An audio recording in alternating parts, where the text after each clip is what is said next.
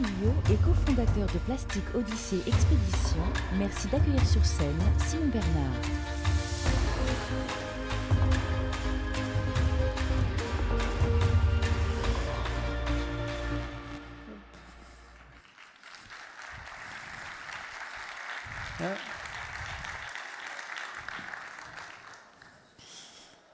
Bonjour à toutes et à tous.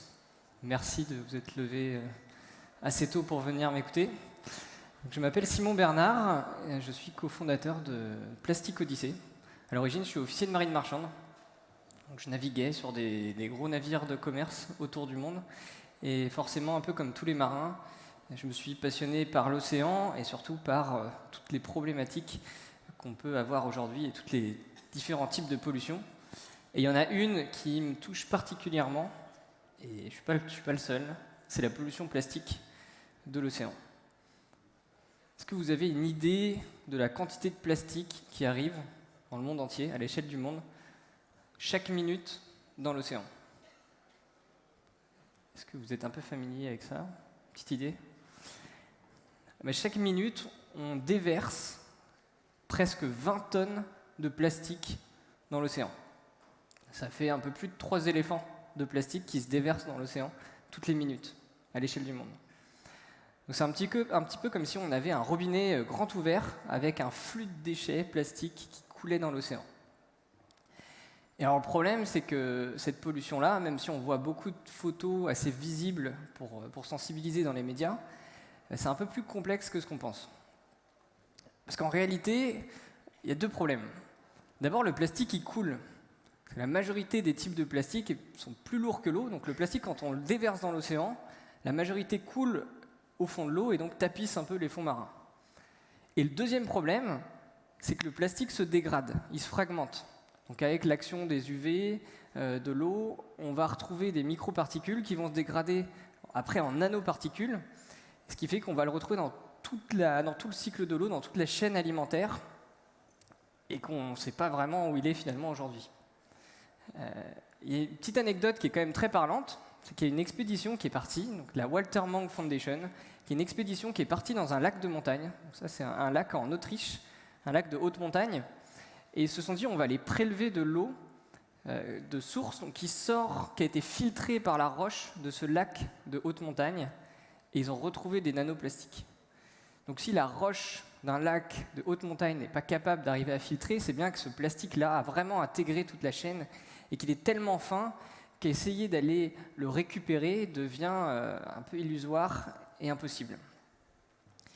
Donc pour vous donner un petit chiffre amusant, chaque semaine, on ingère l'équivalent d'une carte bleue en plastique.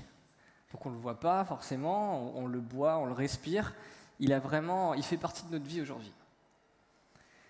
Alors on entend beaucoup d'informations et la première c'est il y a un 7e continent de plastique. Donc on a une île de déchets dans le Pacifique et donc il suffirait d'aller la nettoyer pour résoudre le problème. En réalité, donc, comme je vous disais, c'est un petit peu plus compliqué que ça. Alors cette zone, elle existe. On l'appelle continent parce que c'est une grande étendue avec une forte concentration en microplastique. Mais en réalité, ça, c'est une photo du 7e continent. Ça, c'est une photo qui a été prise il y a 2 ans, en plein milieu du 7e continent, et qui montre bien que le problème est compliqué. On ne peut pas juste arriver, se dire qu'on va inventer une technologie, nettoyer le plastique, le dégrader. En réalité, il est partout. Et ce qui flotte à la surface, c'est environ 1% de tout ce qu'on a mis. 1% du plastique. Donc c'est là où on se dit, bon, comment est-ce qu'on va faire pour s'attaquer au problème ? Et ce qui est assez marrant, c'est que quand on se pose cette question, donc déjà il faut savoir où est-ce qu'il est, la communauté scientifique aujourd'hui ne sait pas vraiment où est tout le plastique qu'on a mis. On a mis à peu près 80 millions de tonnes de plastique dans l'océan, et quand on regarde à la surface, comme je vous disais, on en retrouve à peine 1%. Et donc c'est quelque chose qui s'appelle le mystère plastique. On ne sait pas aujourd'hui où est passé le plastique qu'on a mis dans l'océan. Alors, bon, il y a quand même des pistes parce qu'on sait qu'il coule, on sait qu'il se dégrade et donc on le mange aussi. Donc il devient un peu il fait partie un peu de tout ce qui nous entoure.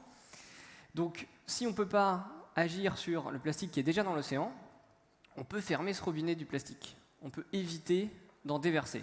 Et c'est vraiment ça, les solutions dont je veux vous parler aujourd'hui. Comment faire pour stopper cette pollution plastique? Comment faire pour fermer ce robinet du plastique et éviter de mettre 20 tonnes toutes les minutes? Alors la première, en réalité, je vais vous parler un peu des différents types de solutions qu'il peut y avoir. La première, on va dire la moins noble, c'est de collecter le plastique juste avant qu'il arrive dans l'océan. Comme je vous disais, on ne peut pas le récupérer, ou alors ça demanderait beaucoup d'énergie pour pas grand-chose, pour ramasser 2-3 particules. Donc on peut par contre le ramasser quand il est sur les côtes ou dans les rivières. Donc la première chose, c'est comme ici, des initiatives comme Surfrider, comme Merter, donc plusieurs initiatives Rescue Ocean qui vont aller collecter le plastique sur les plages. Ça, c'est là, on va dire, la dernière chose à faire, mais c'est quand même utile, parce ça permet de capter quand même pas mal de plastique qui sont concentrés sur les côtes. Il y a d'autres solutions, par exemple, qui concernent un peu les rivières. Je ne sais pas si vous avez un peu vu ces projets-là, où on va intercepter un peu le flux de plastique, parce qu'il y a quand même beaucoup de déchets qui sont déversés dans l'océan via les rivières, à peu près 10 à 20%. Et donc là, on a des systèmes assez malins qui permettent de capter les déchets plastiques avec des systèmes de barrières. Donc c'est mieux que rien, ça permet de capter un peu des déchets. Donc il y a 2 initiatives qui sont connues. Il y a la Trash Wheel à Baltimore qui est finalement assez low-tech, avec un système de roue à aube. On actionne un tapis roulant qui vient collecter les déchets. Et The Ocean Cleanup qui a aussi sorti récemment une solution qui va dans ce sens-là, avec une barge un peu plus high-tech, connectée, mais qui fonctionne sur le même principe. Il y a aussi une grande source de microparticules qui arrivent directement sous cette forme-là, des microparticules primaires. Donc c'est en réalité le linge, quand on va faire sa lessive, quand on utilise du textile qui est fait à base de plastique, on va rejeter énormément de microparticules. Ça, on ne le sait pas forcément. Quand on pense plastique dans l'océan, on pense aux gobelets, on pense aux pailles. En réalité, il y a beaucoup de plastique qui arrive par la peinture, par les cosmétiques, par le textile. Et là encore, il y a des solutions. Ça, par exemple, c'est un sac qui permet de faire sa lessive, donc mettre ses vêtements dans ce sac-là et de contenir toutes les microparticules qui vont être rejetées pendant le lavage. Donc ça, c'est des solutions, encore une fois, qui permettent de capter le plastique, donc les déchets, les gros déchets ou alors les microplastiques, juste avant de les retrouver dans l'eau et donc dans l'océan. Ensuite, la deuxième solution, donc ça, c'est les déchets sont par terre, on les collecte. La deuxième solution, un peu plus noble, on va dire, un peu en amont, c'est d'améliorer le traitement des déchets. Parce qu'aujourd'hui, vous pouvez le voir ici, c'est la carte du traitement des déchets dans le monde. Toutes les zones en jaune sont les zones où on traite le moins bien les déchets. Donc en réalité, c'est assez lié au niveau de revenus, au niveau de richesse du pays. Donc, les pays les plus pauvres ont moins d'infrastructures et donc les plastiques ne sont pas forcément collectés et traités. Et ce qui fait qu'on les retrouve dans les rues, on les retrouve dans les rivières et donc ça termine dans l'océan. Alors un impact qui est quand même assez énorme, c'est que si on recycle un déchet sur 2 dans les 20 pays les plus contributeurs, donc les plus pauvres en infrastructure, si on recycle un déchet sur 2, on améliore le traitement des déchets, on peut réduire la pollution de l'océan mondial de 40%. Donc ça a déjà un impact énorme, plus de 40%. Comparé aux 1% qui flotte qu'on pourrait ramasser, déjà là on arrive à des solutions qui ont beaucoup d'impact. Alors pour ça, il y a plusieurs solutions. On peut parler par exemple de Plastic Bank, qui est une initiative assez maligne. C'est un projet qui s'est dit comment est-ce qu'on va faire pour donner de la valeur au plastique dans les pays les plus pauvres. En réalité, ce qu'ils font, c'est qu'ils vont vendre du plastique recyclé à des entreprises qui consomment du plastique pour fabriquer des packaging, par exemple, des grandes marques, en disant on va apporter un label, on va appeler ça le social plastic. Et donc tout le plastique qui passe par nous, il est collecté, on s'assure qu'il soit bien collecté dans des bonnes conditions, que les gens qui travaillent sont bien rémunérés, bien équipés. Et donc comme ça, ils arrivent à rémunérer des collecteurs qui gagnent leur vie en ramassant les déchets et les vendent un peu plus cher aux entreprises qui vont les utiliser et pouvoir utiliser le label Social Plastic. Donc ça, c'est une initiative qui est assez intéressante. Il faut quand même arriver à convaincre des gens que acheter du plastique plus cher, c'est positif et ça va dans le bon sens, donc c'est pas toujours évident. Et donc après, il y a des systèmes qui arrivent quand même à rémunérer en revendant le plastique à sa vraie valeur, entre guillemets, parce que les déchets, quand ils sont triés, peuvent être revalorisés, donc peuvent avoir une valeur. Et donc il y a des initiatives qui commencent à fleurir, par exemple en Afrique, où grâce à la mobile money, on peut rémunérer, donc avec des applications, on peut rémunérer des collecteurs de rue quand ils ramassent des déchets, qui viennent amener des sacs remplis de bouteilles ou de déchets un peu spécifiques. Ça se fait aussi en France d'ailleurs, il y a YoYo qui est une start-up qui s'est lancée là-dedans pour collecter les bouteilles plastiques. Donc tout ça, c'est des bonnes incentives qui permettent de faciliter la collecte, qui est un peu la première étape du traitement des déchets. Ensuite, je vais vous parler un peu de ce que moi je fais avec mon équipe. On s'attaque aussi à cette partie, on va dire, du problème. Améliorer le traitement des déchets dans les pays les plus pauvres. On s'est rendu compte que si on voulait donner de la valeur à ces déchets, donc alors soit on convainc des entreprises de mettre plus d'argent, soit on arrive à les transformer avec des systèmes assez simples pour leur redonner de la valeur. Alors ça, aujourd'hui, dans l'industrie, en Europe, aux États-Unis, on sait recycler du plastique. On sait redonner de la valeur à ces déchets-là. Le problème, c'est que c'est des usines qui coûtent très cher, qui demandent beaucoup d'investissement, et donc qui ne sont pas forcément accessibles, qui ne sont pas implantées dans des endroits où on pourrait en avoir le plus besoin. Donc en Afrique, en Asie, en Amérique du Sud. Et le défi qu'on s'est lancé avec Plastic Odyssey, c'est de rendre accessible. Donc prendre tout ce qui se fait dans l'industrie, et un peu à contre-courant de ce qui peut se faire ici, j'imagine, développer des solutions qui sont open source et rendre accessible la technologie aux plus pauvres, à ceux qui en ont le plus besoin, en travaillant sur donc 3 systèmes, vraiment toute la chaîne du recyclage. Tout d'abord le tri du plastique, parce qu'arriver à différencier différents types de plastique, c'est compliqué. Quand on parle de tri, généralement, on pense aux poubelles jaunes, mais derrière la poubelle jaune, on va avoir des centres de tri qui utilisent des technologies qui sont complexes, qui sont coûteuses. Et ce qu'on essaie de faire, c'est de développer des capteurs, donc ça s'appelle des spectromètres infrarouges, qui utilisent les rayons infrarouges pour reconnaître les types de plastique et derrière permettre à un opérateur d'apprendre à trier les plastiques et de créer de la valeur en séparant les différents types de résine. Ça, c'est la première brique qui permet déjà à un entrepreneur en Afrique ou en Asie de créer sa petite entreprise de tri, de récupérer des déchets collectés et de les revendre plus cher à quelqu'un qui va pouvoir les recycler. Ça, c'est la deuxième brique. Une fois qu'on a les déchets triés, il faut donc les broyer, les laver, les préparer un peu cette matière, et ensuite on peut les recycler. Donc on les fait fondre avec un système assez basique, une extrudeuse, qui donc avec une vis sans fin, on fait fondre le plastique, et derrière on va le retransformer pour en faire des nouveaux matériaux. Donc des matériaux de construction, ça peut être des briques pour faire des maisons, des tuiles, des profilés, donc des objets, des matériaux qui peuvent directement avoir une utilité sur place, et donc être revendus, créer une économie très locale, une filière du recyclage, et donc permettre à des gens de vivre, tout en permettant à ces déchets aussi d'être ramassés et d'avoir une nouvelle vie.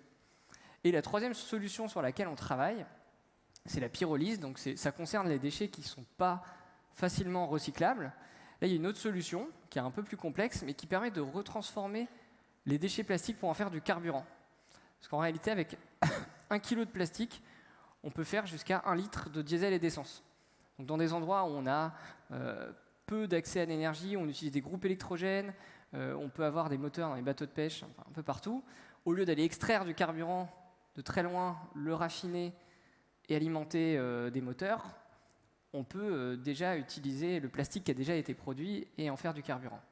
Donc toutes ces solutions-là, l'idée, voilà, c'est de pouvoir créer des économies, des petits centres de recyclage un peu partout dans le monde et améliorer le traitement des déchets pour contribuer à justement fermer le robinet du plastique. Ensuite, la dernière étape, on va dire que c'est la plus noble pour moi, c'est réduire la consommation de plastique, donc réduire les déchets qu'on produit à la source. Ça concerne plutôt les pays riches, ça nous concerne nous, parce qu'on consomme plus dans les pays riches que dans les pays pauvres. Et donc là, pareil, si chacun se limite, si par habitant on arrive à se limiter à 1,7 kg par jour et par habitant, alors ça paraît beaucoup, mais en France on est à 1,9 en moyenne de consommation, de production de déchets plastiques, qui va derrière être collecté, enfoui, parfois recyclé, parfois envoyé à l'autre bout du monde. Donc la première étape pour nous, et bon, c'est valable un peu partout dans le monde, c'est d'arriver à réduire cette consommation de déchets plastiques. Et pour ça, on a 3 solutions différentes, donc qui peuvent amener, pareil, des initiatives pour chaque type de solution. La première, c'est de travailler sur les matériaux. J'ai pris cet exemple-là du petit capuchon qu'il y a sur les tasses à café. Vous avez sans doute peut-être ce matin pris une tasse jetable, et donc souvent on a un capuchon en plastique. La première idée, la première solution, c'est de remplacer le matériau. Donc on n'utilise plus du plastique, on va utiliser un matériau qui est biosourcé, qui va être biodégradable. C'est pas mal, mais on peut faire mieux. On peut faire mieux parce qu'on conserve quand même cet usage, on conserve quand même des ressources, on utilise des ressources, et donc c'est pas forcément le plus noble. La deuxième, qui est un peu plus maligne, c'est de repenser les designs. Ça veut dire que là, au lieu d'avoir le capuchon, on va repenser bêtement à remplacer le matériau du capuchon, on va essayer de réfléchir au design même de la tasse à café jetable. Ça, c'est un projet qui a été lauréat d'un prix et qui a construit une tasse, une cup qui peut en fait se plier et former, comme vous le voyez, un capuchon, et donc éviter d'avoir besoin de rajouter une pièce en plus. Ça, c'est encore un niveau au-dessus.